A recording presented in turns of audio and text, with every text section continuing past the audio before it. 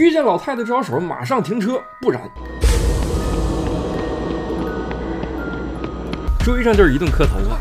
随后空调开始冒烟，女人为了呼吸钻出天窗，但迎面而来的是，等蔡文强再睁眼，发现已经被吊下来了，就像什么人在养一条蛆。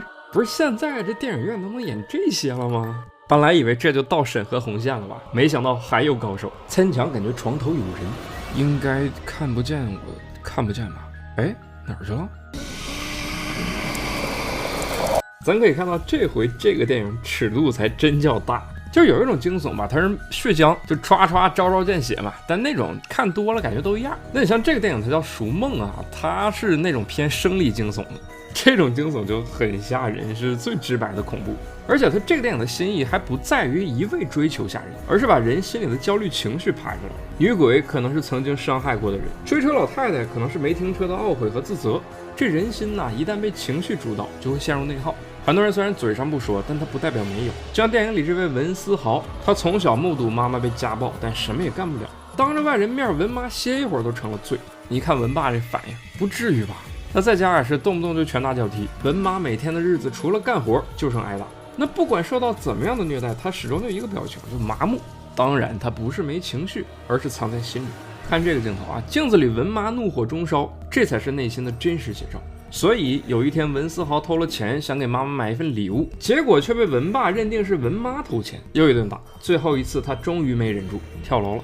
那这事儿原罪肯定在他爸，但对于一个小孩来讲，文思豪也会认为是自己间接害死妈妈，这对于他来讲是一辈子的阴影啊，永远也抹不掉。文思豪对爸爸固然有恨啊，但又不能做什么，毕竟他从小接受的教育是百善孝为先，他想过逃，但又离不开，毕竟孝子床头一碗水，胜过坟前万堆灰。不养父母就是不孝，所以最后他只能越陷越深，直到他成为医生，内心的压抑才有了一个出口。他每天表面治病，背地里就专门窥探别人隐私。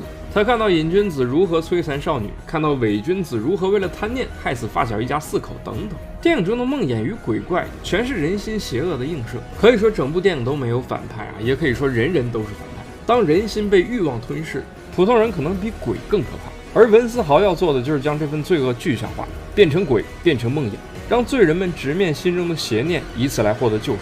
但问题是，罪人们都值得被救赎吗？一个人犯了罪，他做过的恶不会随着时间消散，而是变成分分秒秒的折磨。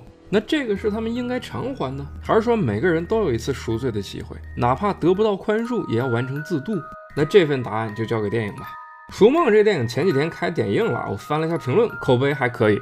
有不少观众说这还是第一次在大银幕看到真正的鬼，有点吓得晚上不敢关灯睡觉了。那我平时也看过一些生理惊悚片啊，但这么新的还真是头一次见。生理惊恐加心理惊悚的双重震撼，真的很值得在影院体验一下。另外，我推荐看粤语版哈，这回撞见鬼那颤抖的声线还是原版声音最正。那最后我想说啊，当个体焦虑足够多，那也就成了时代的焦虑。我们唯一能做的就是赎走自己的梦，因为所有的梦都是情感牢笼，与其将之囚禁于心，不如放逐于